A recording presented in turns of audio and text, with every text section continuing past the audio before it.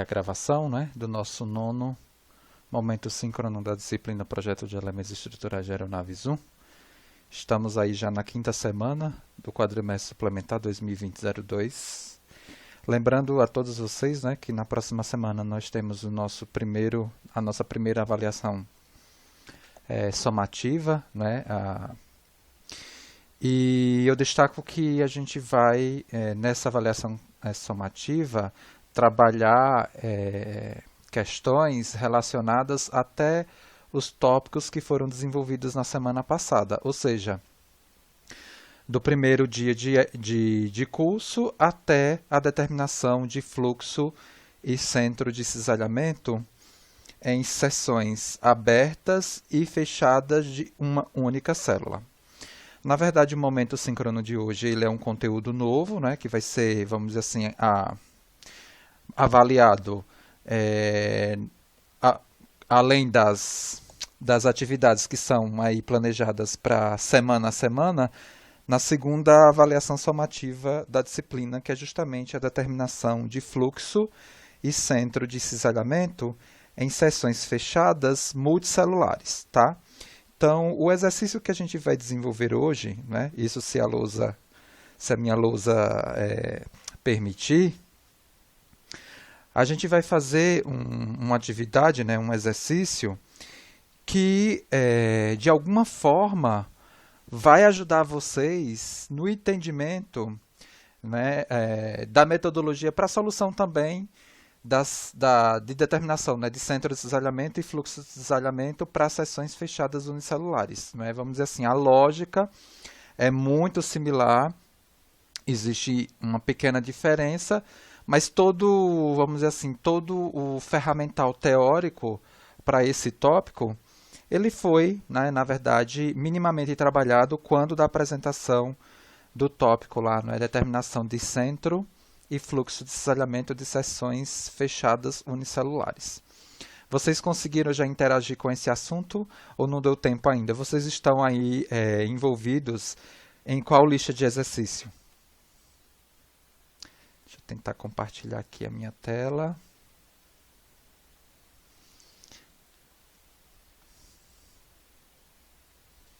Hein, gente? Vocês estão envolvidos em qual lista de exercícios para eu me posicionar?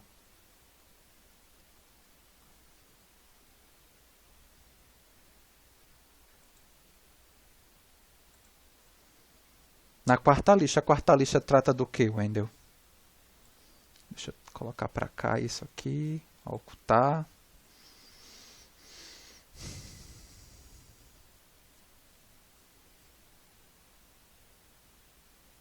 É determinação de centro de cisalhamento de seções abertas? Seções abertas idealizadas. Perfeito. Eu estou tendo aqui já um problemazinho para ativar aqui a lousa. E aí eu queria aproveitar, enquanto, né, a gente não consegue ativar essa lousa, eu queria aqui discutir com vocês a questão da determinação do centro de cisalhamento em seções abertas, vamos dizer assim, não idealizadas, que eu acho que no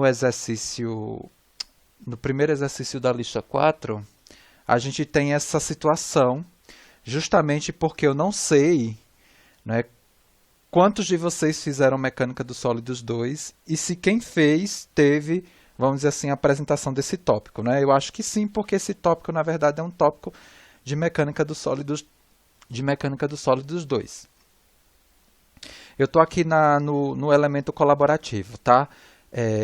Deixa eu ver se eu consigo desenhar aqui alguma coisa. Deixa eu ver se eu formo, não. Tá.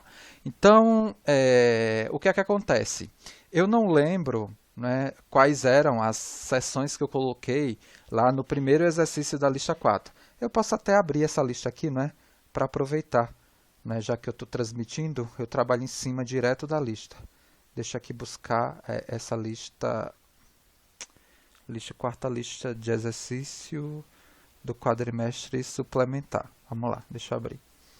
Só para eu destacar aqui que isso daqui a gente formalmente não deu na disciplina, né?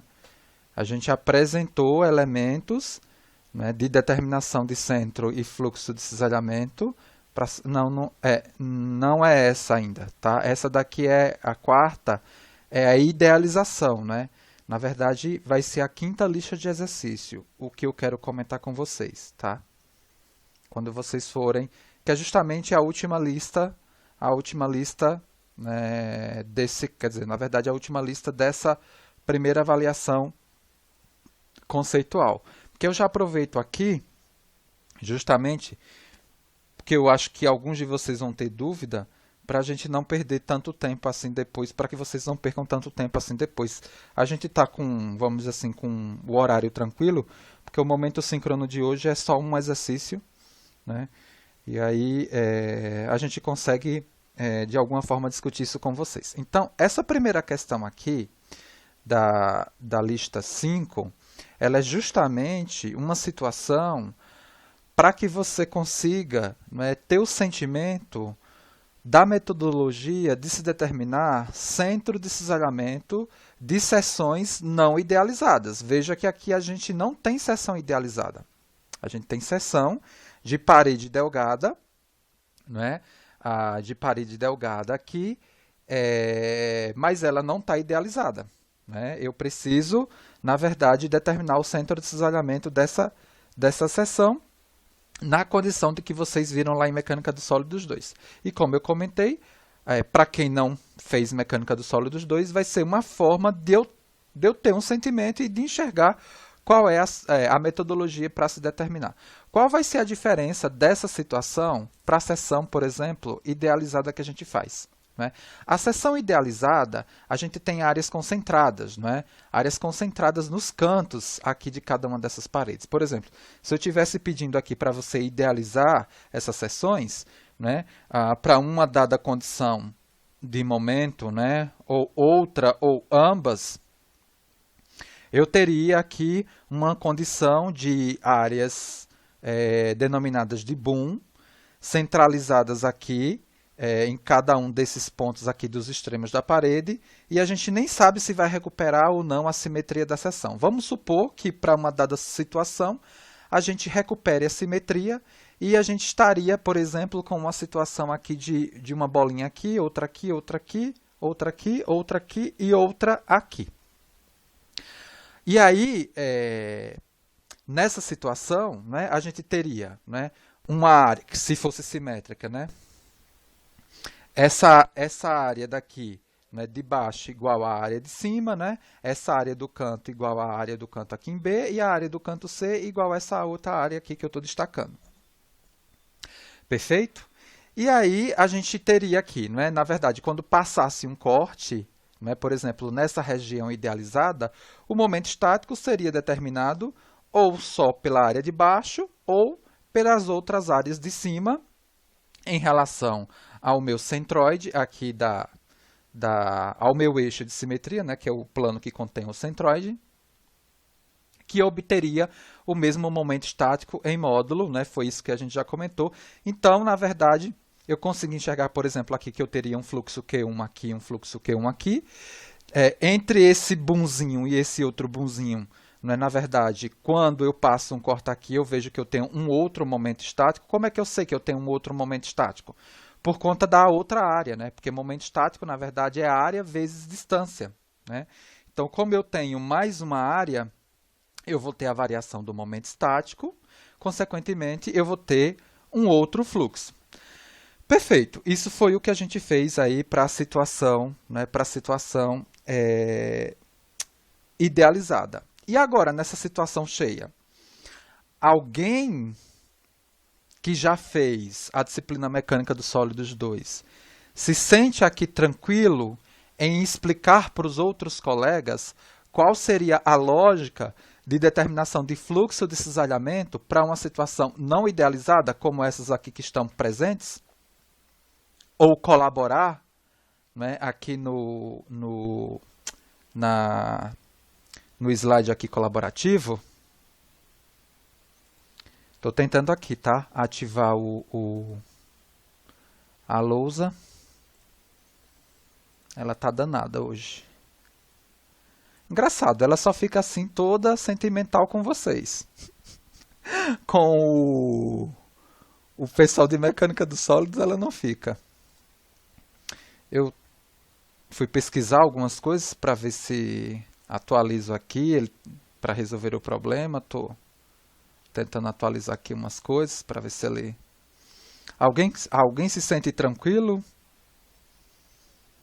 em explicar? Vocês estão no chat?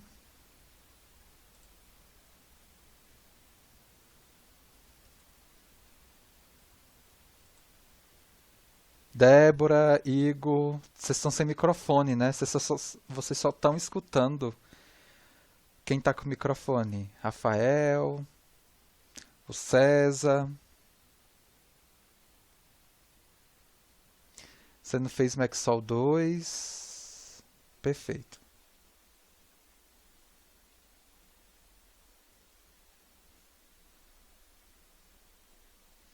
Tá, então...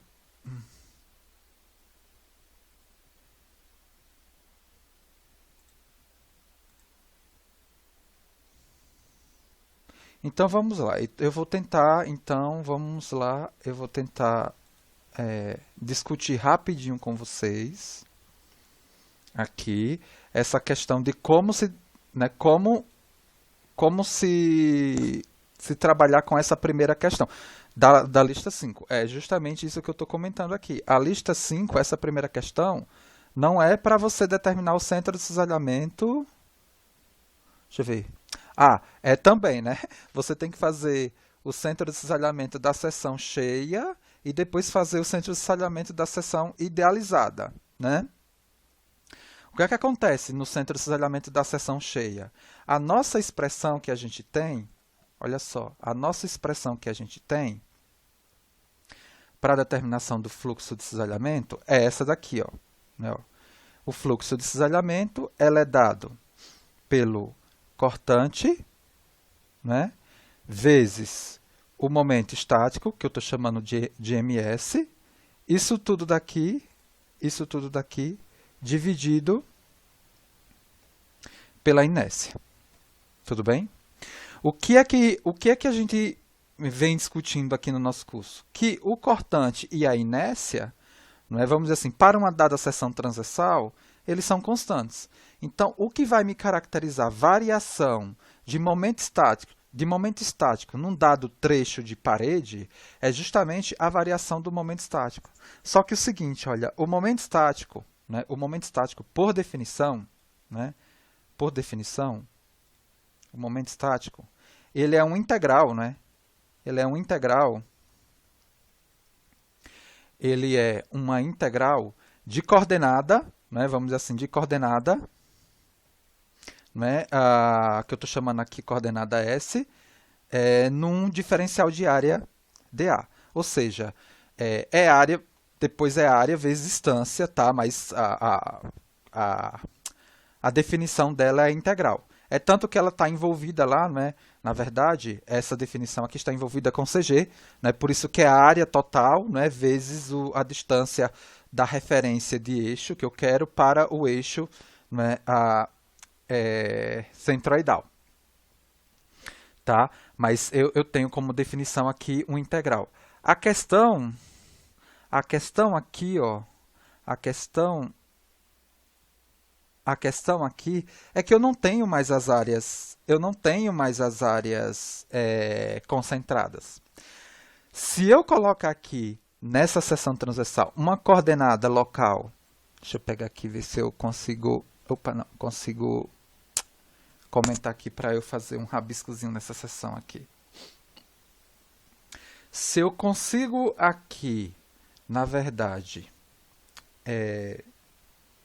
colocar um sistema de coordenada que vai passeando parede a parede, que eu estou denominando aqui de S, por isso dá... Deixa eu ver se eu...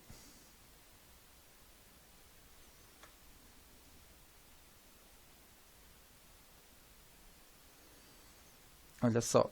Então, ó, eu vou ter aqui... Deixa eu ver se eu consigo pegar aqui um lapisinho. eu vou ter aqui, por exemplo, nesse trechozinho, uma coordenada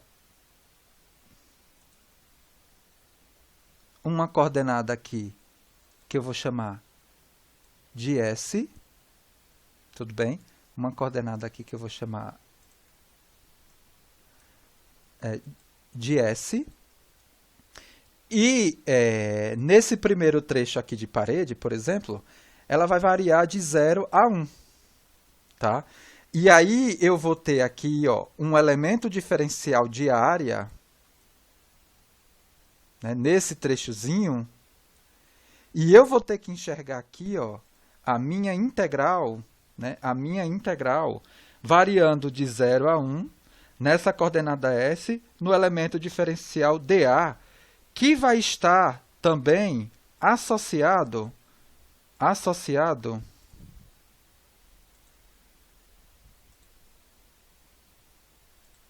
né, de alguma forma, a coordenada ds, né, porque na verdade a coordenada ds vai ser quem? A espessura, ou a coordenada de área vai ser quem? A espessura no ds. Aí sim eu consigo trabalhar, veja só, eu vou conseguir trabalhar, né, calculando o momento estático, que é dada por essa integral variando daqui até aqui. Aí vou calcular, vamos dizer assim, esse fluxo de cisalhamento nesse trecho de parede por aquela integral, né? Porque essa... Ai. Sim, deixa eu voltar aqui, estou tentando atualizar o iTunes, porque ele falou que é uma possível causa de falha, né? Dele não estar espelhando. Deixa eu voltar aqui. E aí eu vou ter que, na verdade, né, olha, calcular esse elemento daqui, né, com o ms dado por essa integral em cada trecho de parede. É isso mesmo, gente. É isso mesmo. Então, nesse outro trecho daqui, eu vou ter que colocar uma coordenada S aqui, ó, verificar aqui, ó, um elemento diferencial nessa variação e processar o cálculo dessa integral para calcular novamente, né, a variação de fluxo nesse trecho daqui. E aí vai até a região aqui de simetria. Depois eu vou ter também que fazer novamente um sistema de coordenada local aqui, S, processar aquela integral que caracteriza o momento estático e calcular a variação do fluxo, tá, nessa regiãozinha aqui, envolvendo o meu dA com a coordenada S, a espessura, e abrindo a integral lá, né, os elementos da integração, para calcular o fluxo aqui. Perfeito? Tá mais claro a diferença entre essa lógica e a lógica do modelo simplificado para essa questão?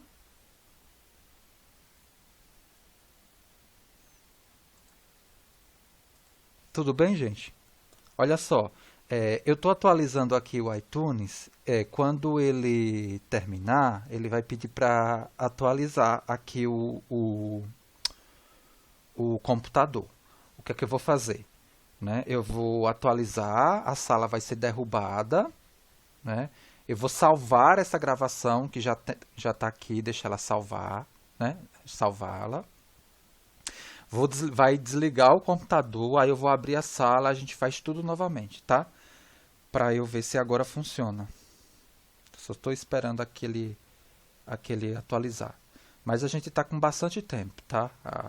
O planejamento hoje é fazer... E olha que eu comecei a testar esse negócio aqui 7h30 e ele não abriu de jeito nenhum. Alguém quer colocar alguma coisa em relação a essa questão do centro de cisalhamento em relação a seções cheias, né? Não a seções idealizadas. Porque na seção idealizada, ela é muito tranquila, ela é muito fácil. Não tem problema nenhum, porque o momento estático ali, ele está discreto, né? Pelas áreas discretas. Então, a área ela não está variando, o momento estático não está variando ponto a ponto. Por isso que na seção cheia, eu preciso processar a integral. Porque a cada avanço da coordenada S, a área muda. Se a área muda, eu estou mudando o momento estático. E aí eu tenho uma variação, né, do fluxo naquele trecho. E aí por isso que vocês vão ver, né, nos livros, né, de resistências materiais, mecânica dos materiais, nesse tópico, né, de cisalhamento na flexão, que ele trata desse assunto, o desenho, né, da variação do fluxo de cisalhamento para seções típicas, né, seções típicas abertas simétricas que caracterizam seções transversais. Por exemplo, a seção I, a seção cantoneira C, a seção essas aí, né, a seção C, a seção U. Isso seção aberta, né? Se for seção fechada, além disso que a gente viu, a gente tem que trazer aquilo que a gente já comentou no material da semana passada, né? A questão de introduzir uma equação a mais dentro do contexto, né, da determinação de fluxo e centro de cisalhamento em seções fechadas unicelulares, porque o equilíbrio não é suficiente para resolver esse problema. De alguma forma, eu tenho que trazer uma outra equação. E a equação que a gente trouxe foi justamente por meio do princípio dos trabalhos virtuais, na verdade, na lógica dos princípios das forças virtuais, trazendo, né, a questão da compatibilidade aí, né, porque o princípio das forças virtuais, o que a gente tem, na verdade, como equação adicional é a equação de compatibilidade entre deslocamentos e deformações, né, onde a gente tem o campo cinemático, um campo real, né, e o campo de força, né, princípio das forças virtuais, elementos virtuais, né? E aí a gente tem justamente aquela condição de giro nulo, que é a condição extra que é aplicada novamente, né, no meu problema para que a gente tenha um sistema de equação, né, possível de ser resolvido. Alguém quer colocar, por exemplo, aproveitar esse momento para colocar alguma coisa em relação aos vídeos sobre...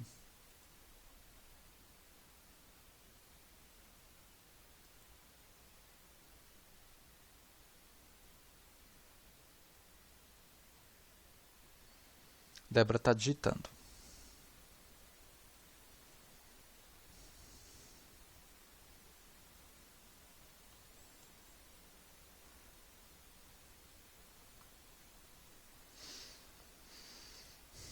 Deixa eu fechar isso aqui, depois abrir de novo, ver se fazer alguns testes antes de desligar.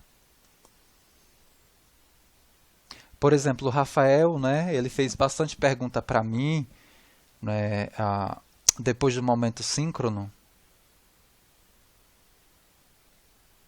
Ah, sim, Débora, isso, obrigado, tá? Muito legal. Isso mesmo, Débora. Depois que eu fizer, né, o cálculo da distribuição do fluxo em cada uma desses trechos de parede, o que eu vou fazer é justamente o que a Débora colocou, né? Eu tenho o fluxo, para eu ter a força, é justamente multiplicar, né, esse fluxo pelo comprimento da parede, transformar isso daqui em forças locais e depois eu faço o quê? Eu faço justamente o sistema de redução que a Débora comentou.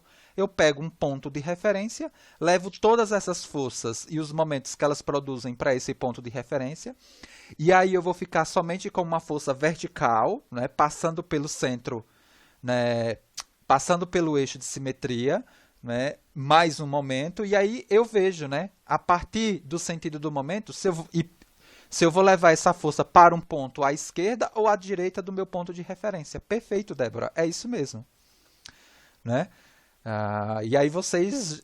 É muito interessante essa questão, que mesmo não vendo, né, esse conteúdo formalmente, lá em Mecânica dos Sólidos 2, e sendo apresentado aqui num viés, vamos dizer assim, simplificado, vocês conseguem, pela maturidade de vocês conseguem fazer já a ligação, né, de um conteúdo que não foi dado, né, e conseguir estudar esse conteúdo por si só.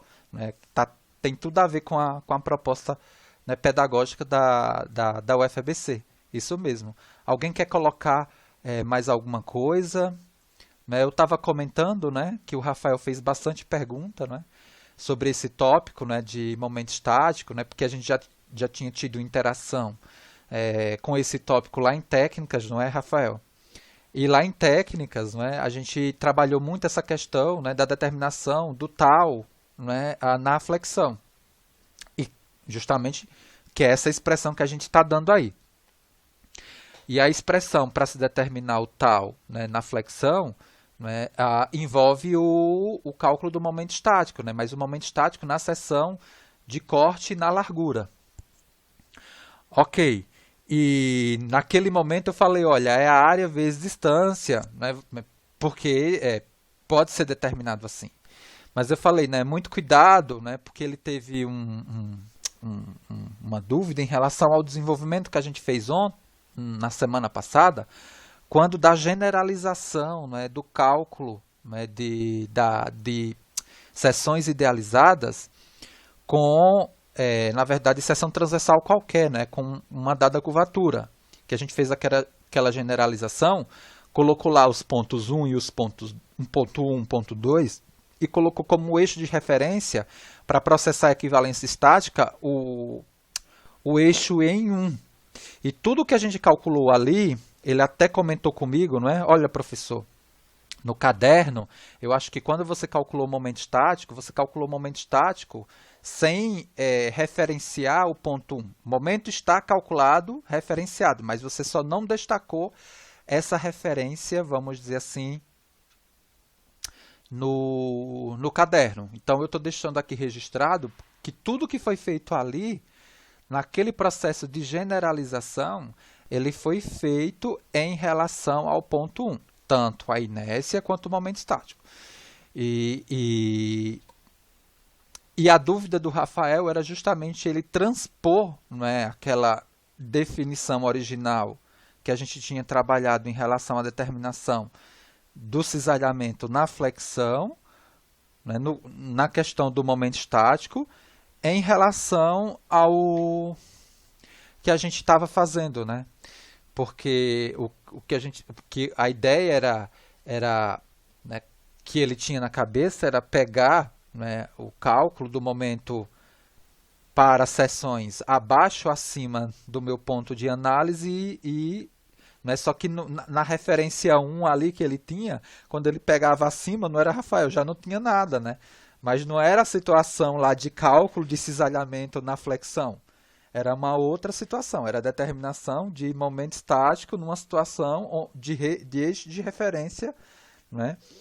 Mas tudo bem, a gente vai, né, amadurecendo. Eu acho que é bem legal isso daí, porque a gente fortalece o entendimento sobre esses conceitos que são super importantes e eles ficam para a vida toda. Uma coisa que a Débora comentou que é interessante, né, que é justamente a determinação do centro de cisalhamento lá da seção sem ser idealizada, a questão, né, que eu coloco além do que ela destacou, é como calcular aqui, ó, né, os próprios fluxos, né? Porque, na verdade, assim, você calculou os fluxos, mas esses fluxos eles estão em função de um V, né, qualquer. Né, um V qualquer.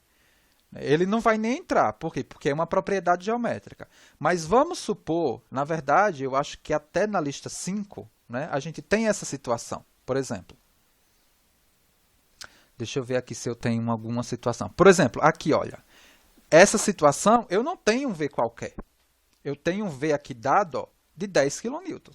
Então, no caso da determinação do centro de cisalhamento, tanto faz esse valor de V aí. Esse valor de V não me importa, né? O valor ele não me importa. Por quê? Porque o centro de cisalhamento é uma característica geométrica da seção transversal.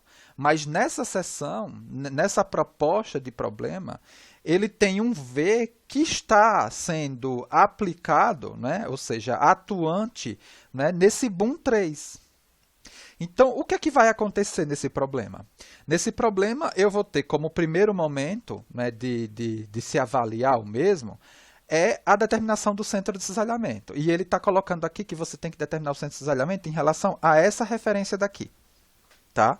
E aí, o que é que acontece? Se esse centro de cisalhamento estiver fora da ação dessa força né, dessa força real aqui, que está sendo aplicada, de 10 kN, o que é que vai acontecer?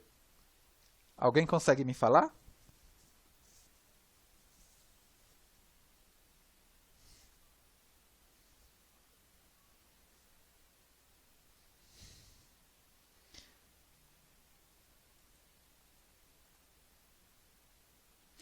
Induz torção, isso mesmo. Então, além do fluxo que eu tenho, né, por flexão, que é dado por qual expressão? Por essa daqui, ó.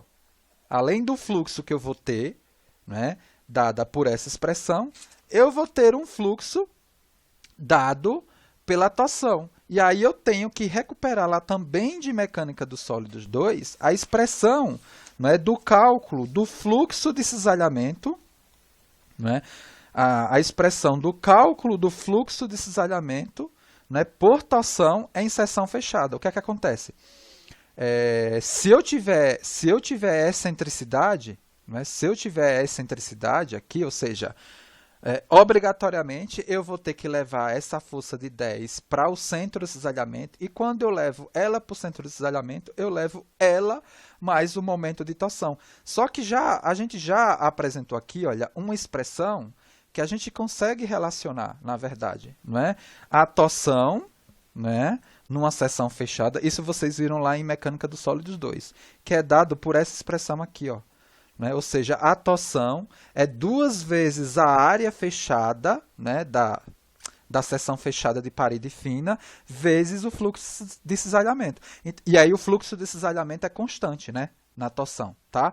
Então, por torção, eu vou pegar justamente, olha, o Q vai ser igual, não é, a torção dividido por 2A. E aí eu vou somar o Q que veio da flexão mais o Q que veio da torção, observando o sinal, os sentidos que eu tenho aí de um ou outro fluxo dado.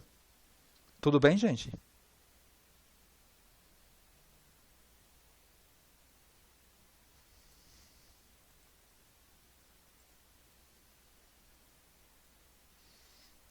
Então, no caso aqui dessa questão, eu vou ter, além do centro de cisalhamento, eu vou calcular a distribuição realmente de fluxo que eu tenho em cada um desses elementos. E observando, né, se realmente eu vou ter na composição desse fluxo, fluxo que vem de flexão e fluxo que venha também de torção, eu não sei. Só que se o centro de cisalhamento passar aqui, ó, né, justamente no plano da ação aqui, ó, da força, aí eu não tenho torção. Aí eu só tenho realmente fluxo na flexão. Perfeito? Olha só, gente. Peço desculpa a vocês. Deixa eu pegar aqui o vídeo para eu não perder, né? Eu vou pegar aqui o vídeo. Porque a primeira coisa que a gente tenta fazer é justamente isso, né? Quando... Deixa eu ver se ele...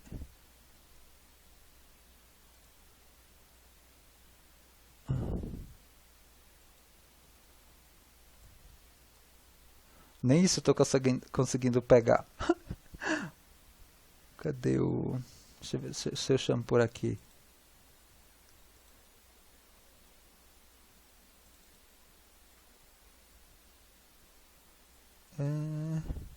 Ele está gravando. Eu deixei ele aqui no cantinho, eu não estou conseguindo pegar ele. O danado. Eu vou...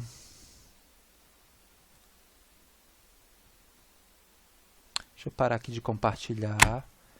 Deixa eu ver se eu pego.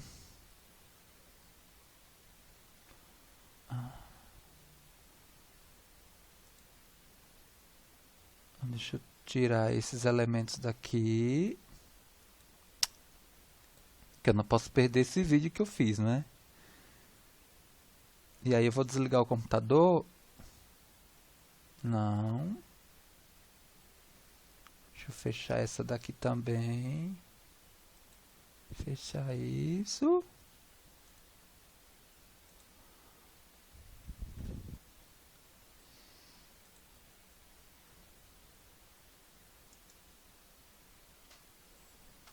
Deixa eu exibir barra de ferramenta. Peguei aqui.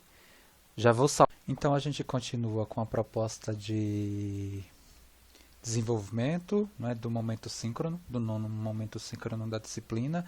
A gente teve bastante problema, né, hoje de manhã e eu consegui resolver. Então a intenção agora é justamente completar o vídeo, né, do início do momento síncrono de hoje com o exercício sobre determinação de fluxo e centro de cisalhamento em seções multicelulares fechadas, tá?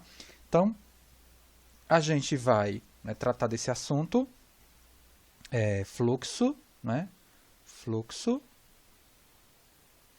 fluxos e centro de cisalhamento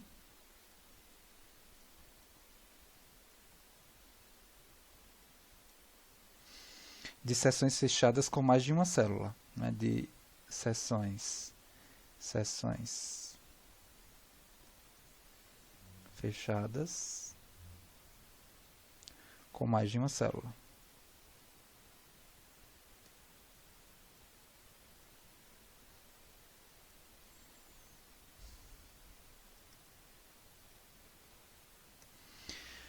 Como eu tinha dito, tudo que a gente aplicou em termos de desenvolvimento básico para a determinação de fluxo e centro de cisalhamento em seções fechadas com uma célula, a gente vai trazer, né, para cá. A única diferença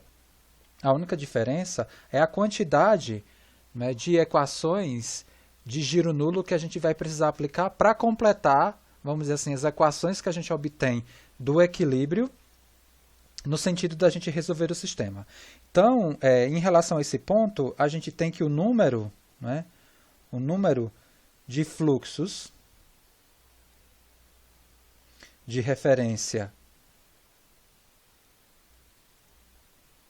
para caracterizar as equações de equilíbrio, elas devem, né, o número, né, deve ser igual à quantidade de células, né, ao número de células.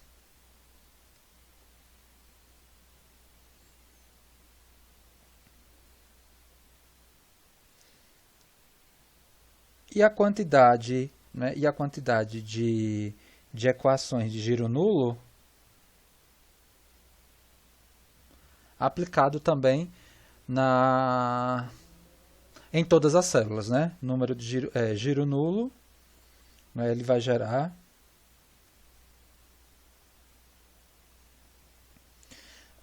equações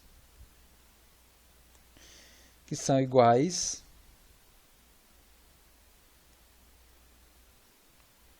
ao número de célula.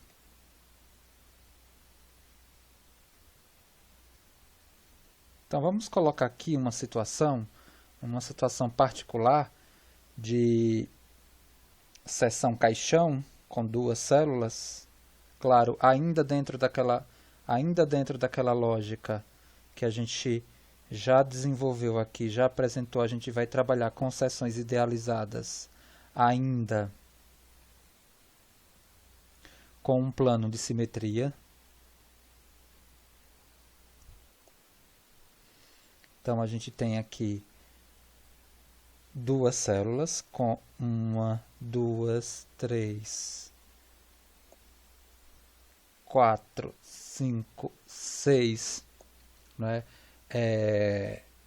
Com seis áreas, né, concentradas. Deixa eu baixar aqui. Com 6 áreas concentradas. Então a gente tem aqui uma área denominada de A1, uma outra de A2, uma outra de A3,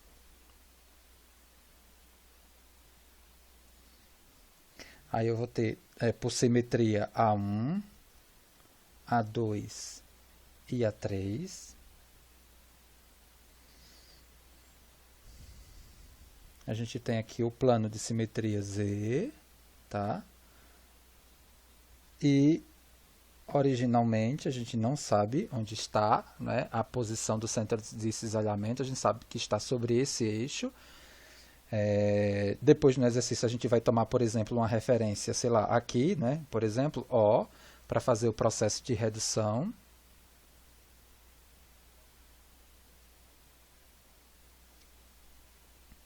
E, igualmente, deixa eu só completar aqui também os elementos geométricos aqui. Eu vou ter aqui uma medida denominada de L1, L2, tá? Uma altura aqui H, uma altura H. Eu vou ter também espessuras aqui definidas, né? Nessa parede aqui, né? Nessa parede aqui, eu vou ter uma espessura T1, vou ter uma espessura T1, aqui eu vou ter uma espessura T2, aqui uma espessura que eu vou denominar de T0, 2, porque está associado à célula 2, e essa vai ser uma parede de referência. Essa daqui vai ser uma outra parede de referência, T0, 1. E eu vou voltar agora para a gente fazer algumas discussões em relação a como gerar, né,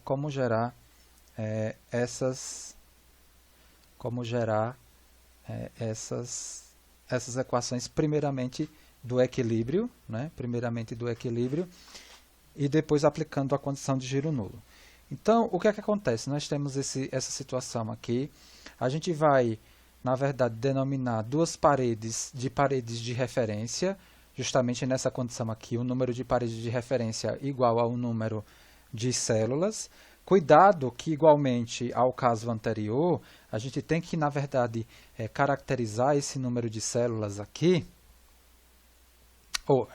a gente tem que definir, na verdade, as paredes de referência de tal forma que eu não destrua a simetria do meu problema. Então, fica muito mais fácil, por exemplo, eu trabalhar como paredes de referência, as paredes verticais. Eu vou escolher aqui essa parede daqui, né, a vertical esquerda, eu vou denominá-la de Q0, 1, né, aqui é a célula 1, e essa outra parede daqui, eu vou denominá-la de parede de referência Q02.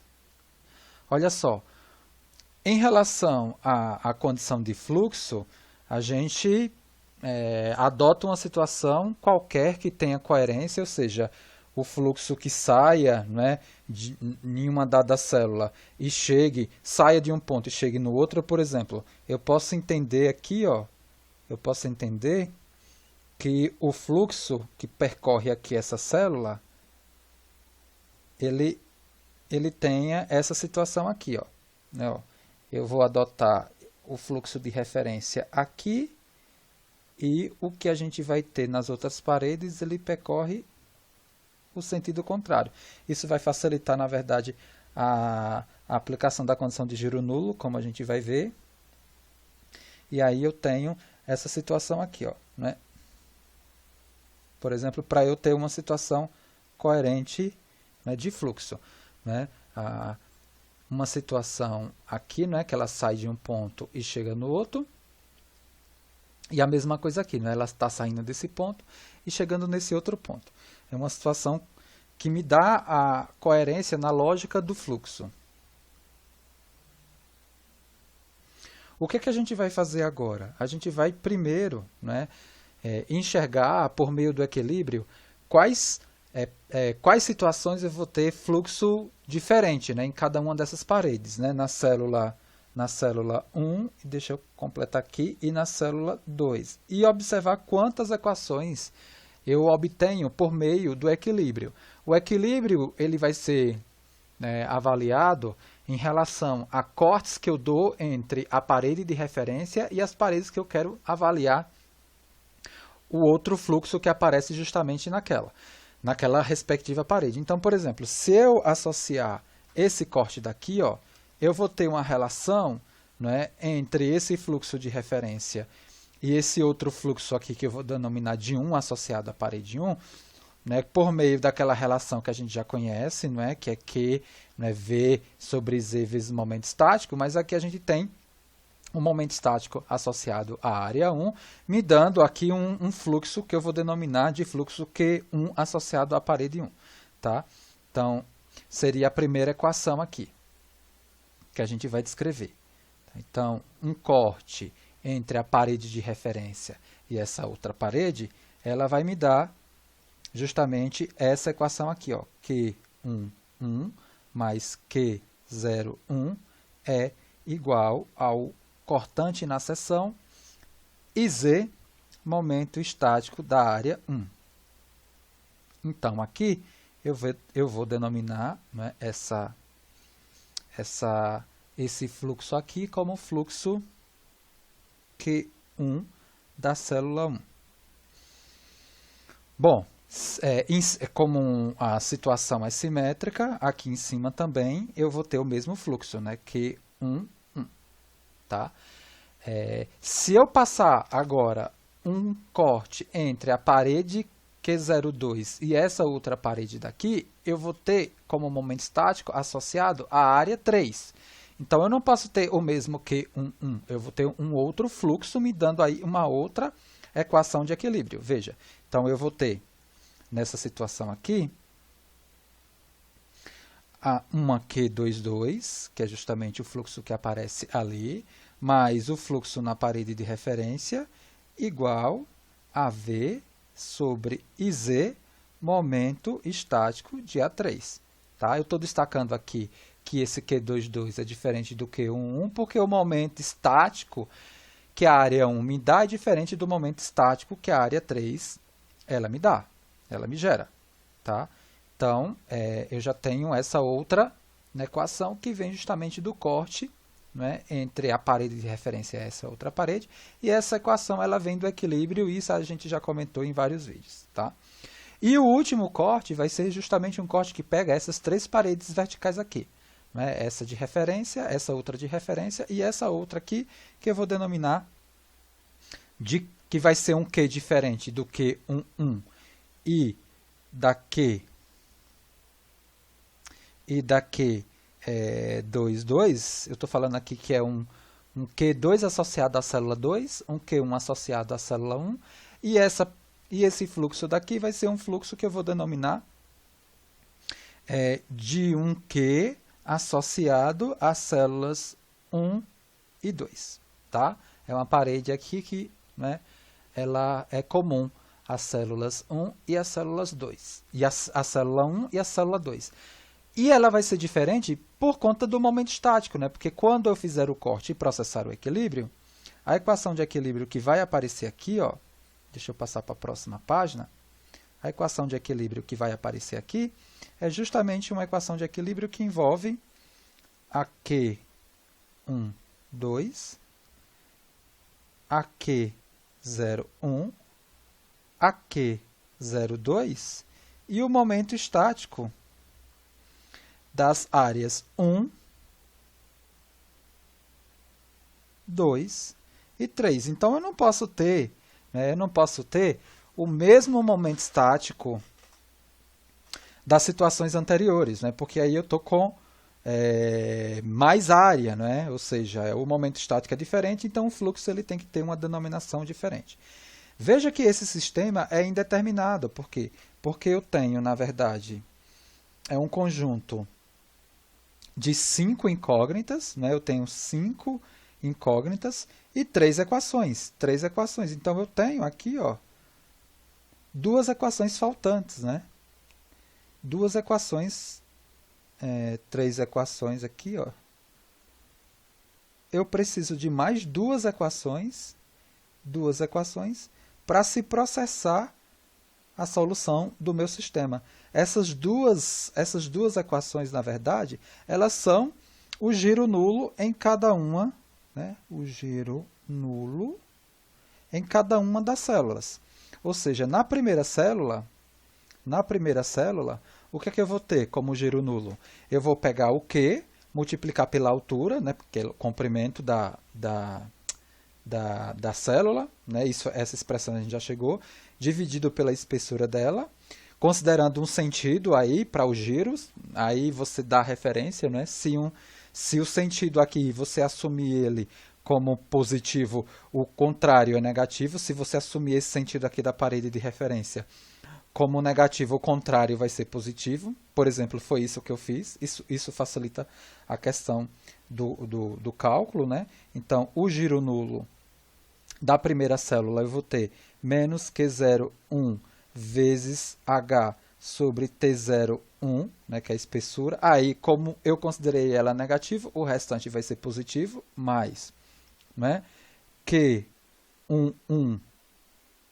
L1 vezes 2 sobre T1, porque na verdade eu tenho uma parede embaixo e em cima, que tem o fluxo Q11, e o fluxo da parede comum, que é a Q12, vezes o comprimento dela sobre a espessura dela, que é o T3, igual a zero. T3 igual a zero. Deixa eu só confirmar aqui, ver se eu não denominei aqui essa parede de T3. Deixa eu formalizar aqui, né? Essa parede aqui, ó, ela tem uma espessura de T3. Perfeito. Vou voltar aqui. E a outra equação, né? E a outra equação de giro nulo em relação à outra célula, ela vai ser Q02H sobre, né, o T0, 2, mais o Q22, L2 vezes 2 sobre T2. Por quê? Porque eu tenho uma parede embaixo e outra em cima, mais a Q12 vezes o H sobre o T3, isso daqui igual a zero. Olha só, com essas duas equações novas, né, ou seja, com essas duas equações novas agora, eu consigo determinar o meu sistema. Então, o meu sistema agora ele fica completamente, né, possível de ser resolvido. Como? Bom, basta eu, por exemplo, explicitar nessas equações aqui, nessas três equações, o Q1, o Q22 em função do Q0, né? E a Q12 em função da Q01 e da Q02, pegar essas três equações, substituí-las aqui e aqui, respectivamente. Eu vou ficar com um sistema de duas equações e duas incógnitas. As duas incógnitas são justamente os fluxos de referência, Q01 e Q02. Esses fluxos determinados, eu volto nas expressões anteriores e consigo, né, calcular todos os fluxos distribuídos. Com os fluxos distribuídos, eu consigo agora fazer o cálculo das forças, fazer o cálculo da redução do meu sistema em relação a um dado ponto de referência, por exemplo, aquele que a gente destacou, ó, esse aqui que a gente destacou, e finalmente calcular o centro de cisalhamento. Então, deixa eu ver só qual foi o exercício. Aqui, exemplo 10, vamos aqui colocar exemplo 11. Exemplo 11, para a gente justamente aplicar o que a gente acabou de apresentar. Tá? Então, a gente tem aqui exemplo 11, determinar, né, para a seção idealizada que foi apresentada, determinar o centro de cisalhamento levando-se em conta os seguintes dados geométricos. Então, né, determinar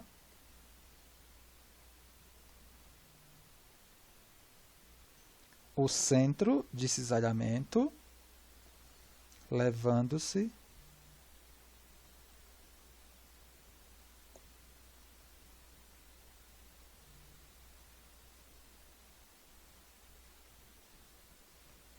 levando-se em conta os seguintes dados geométricos.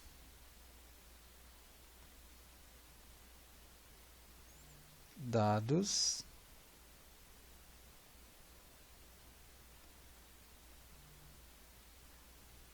Então, a gente vai determinar o centro de cisalhamento dessa seção, que a gente acabou, né, de avaliar de forma genérica, e agora a gente vai dar dados para ela. Ó, L1 e H vale 10 centímetros, L2 20 centímetros, a espessura T01 vale 0,08 centímetro,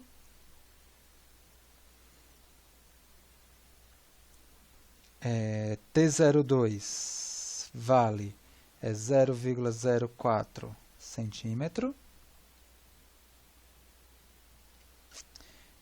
T1 e T2 vale também 0,04 centímetro,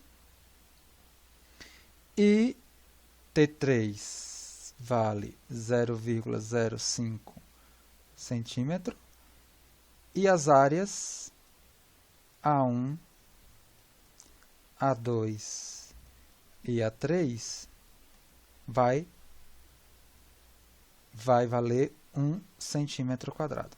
Então, na verdade, é só voltar naquelas expressões agora e colocar esses valores. Então, por exemplo, o que é que a gente vai fazer aqui?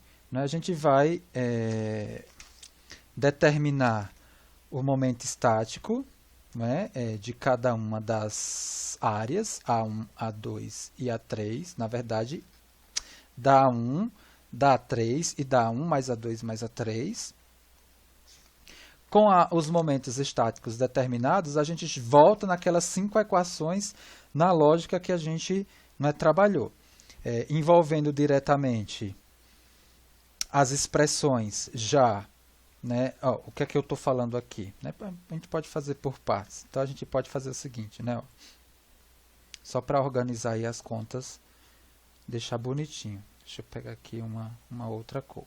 Então, a gente vai ter, por exemplo, o momento estático da área 1.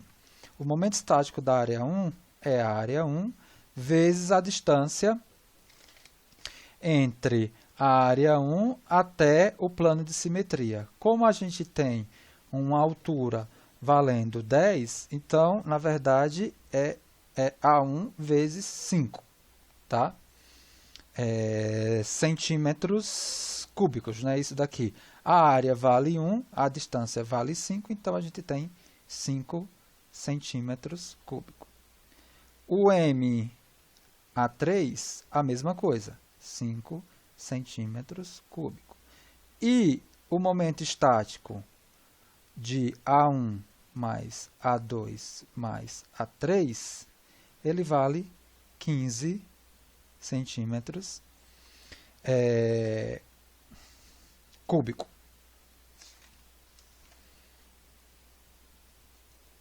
Perfeito? Ok, nós temos os momentos estáticos, isso daqui a gente vai precisar. E agora eu vou fazer o quê? Vou utilizar já esses momentos estáticos e escrever essas expressões aqui, já em função, né, de Q01 e Q02. Olha, então, Q11 é, na verdade, V sobre IZ, momento estático de 1, 5, menos o Q01.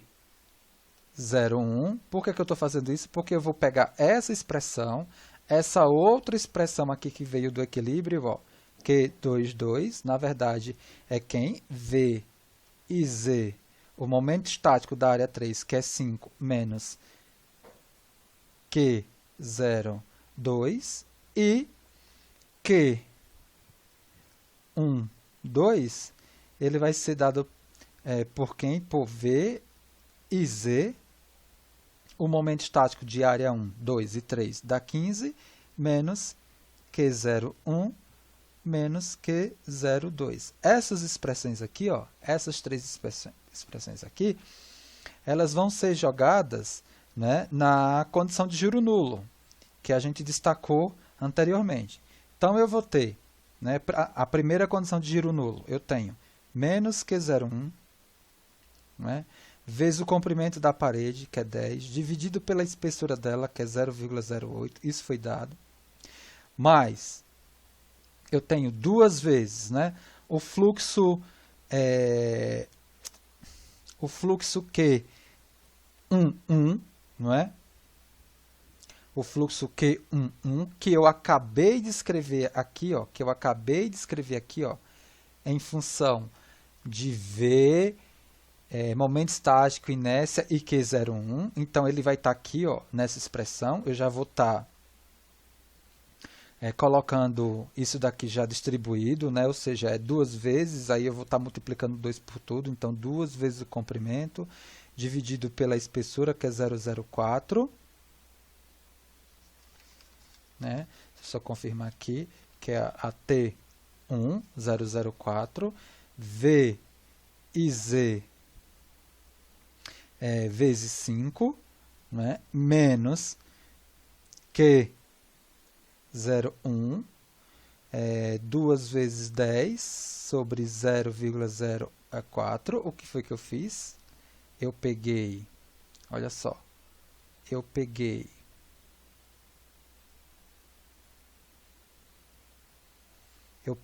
essa expressão aqui, substituí nessa daqui, ó. Então, eu tenho duas vezes, né, quem é Q11. Q11, na verdade, é VZMA1 menos Q01. Tá? Então, por isso que você está vendo essa situação que eu acabei de escrever aqui, ó. Tá? Então, nessa sequência, eu continuo aí. Mais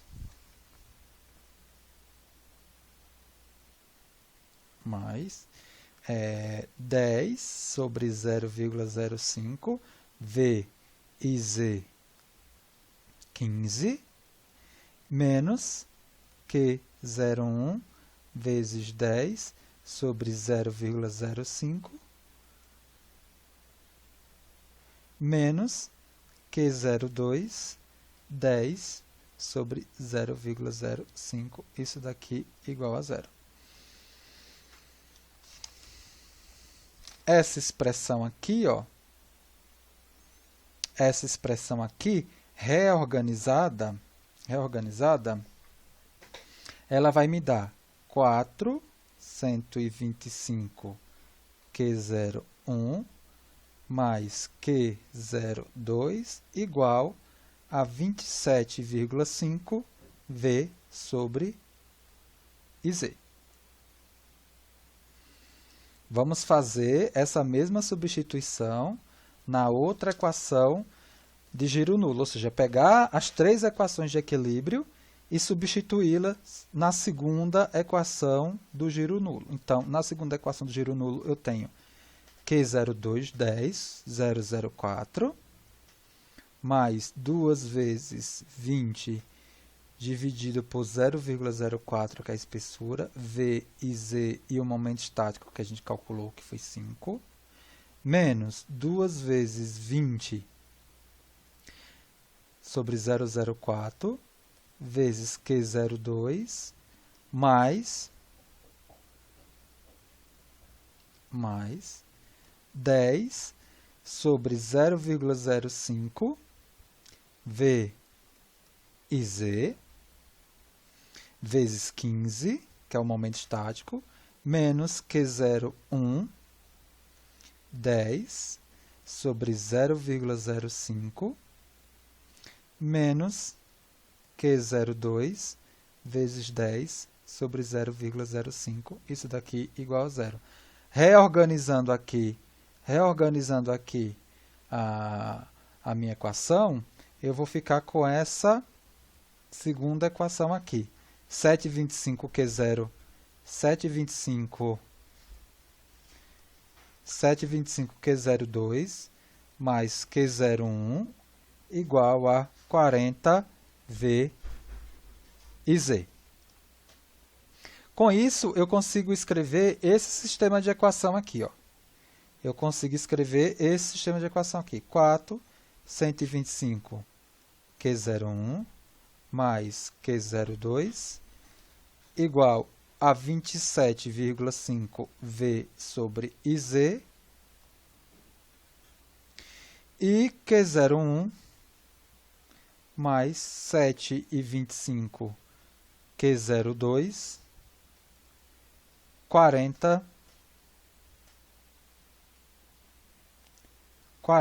V sobre Z. Resolvendo o sistema, eu consigo determinar Q01 vale 5,51 V sobre Z,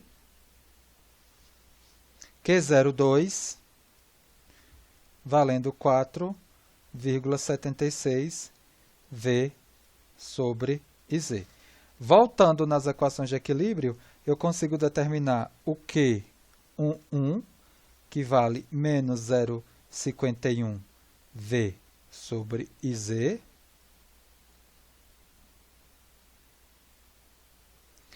o Q22, que vale 0,24 V sobre IZ, e finalmente eu consigo determinar o Q12, que vale 4,73 V sobre IZ.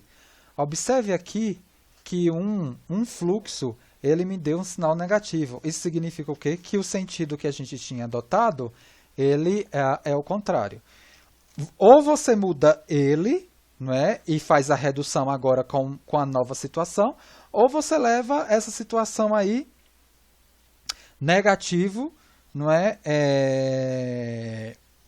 Considerando o sentido original que você colocou. Não é? No caso aí, né, o sentido original, né, que a gente assumiu aqui, ou seja, esse Q11 vai me gerar uma força F1 que vai me dar um binário aqui no sentido anti-horário, né?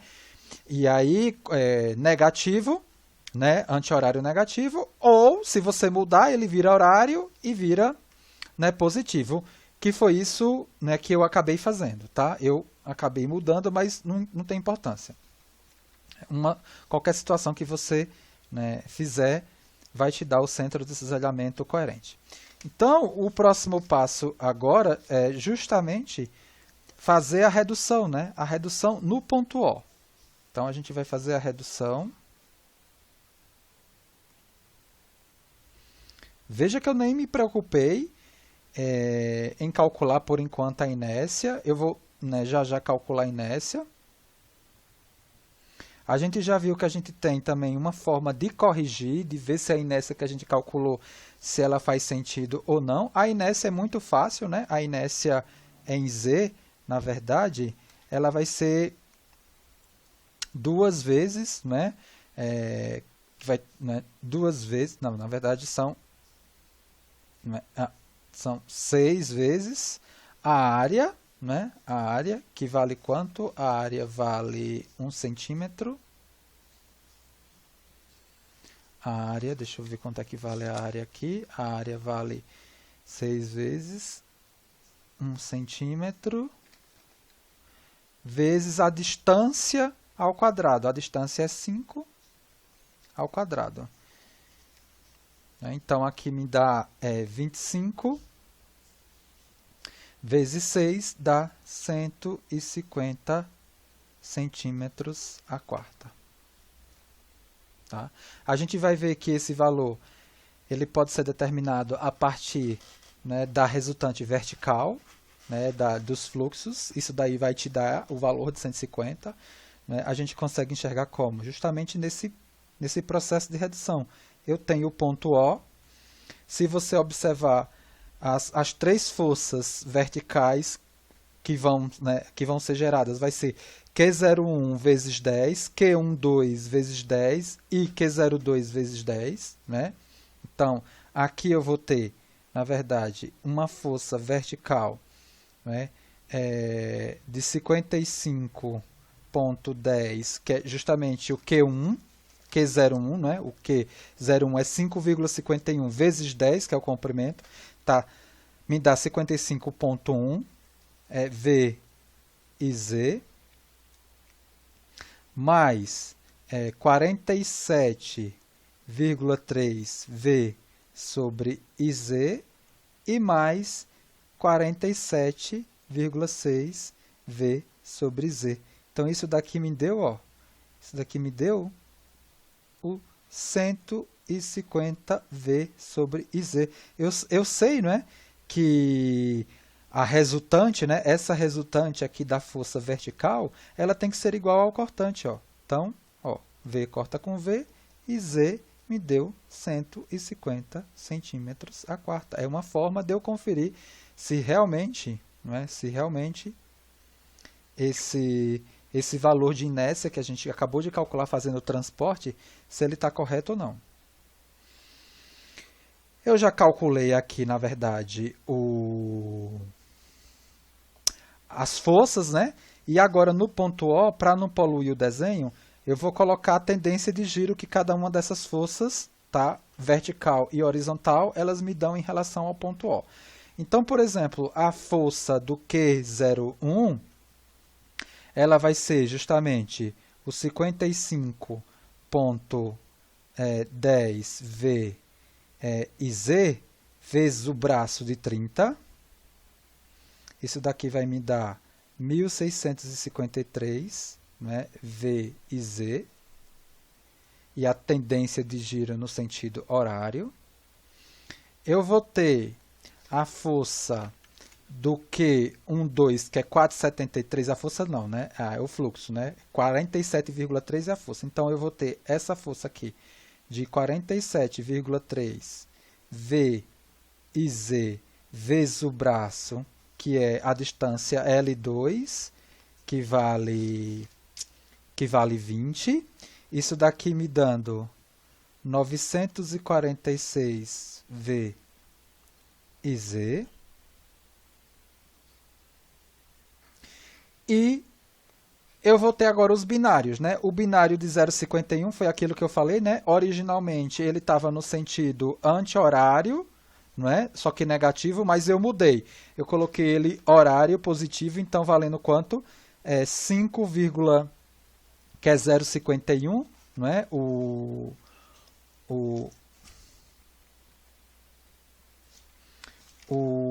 Q01, né? Ele vai ser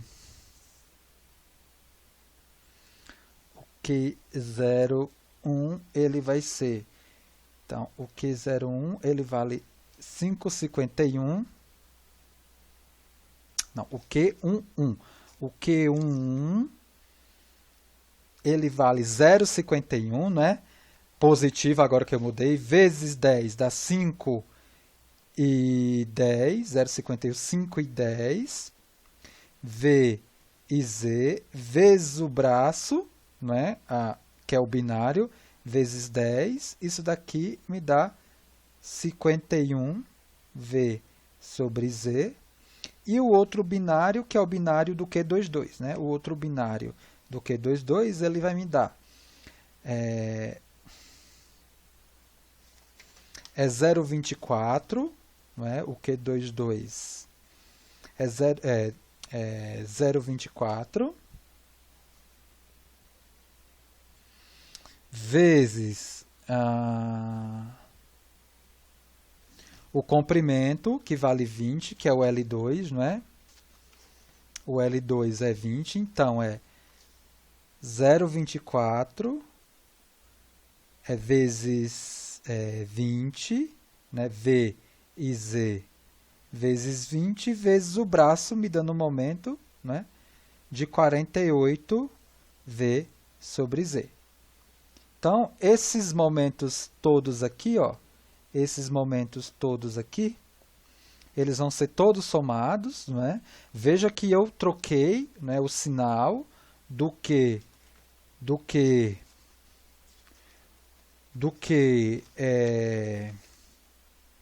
do que um 1, tá? Eu salientei isso, eu troquei o sinal do que um 1, e aí ele entra realmente no sentido horário.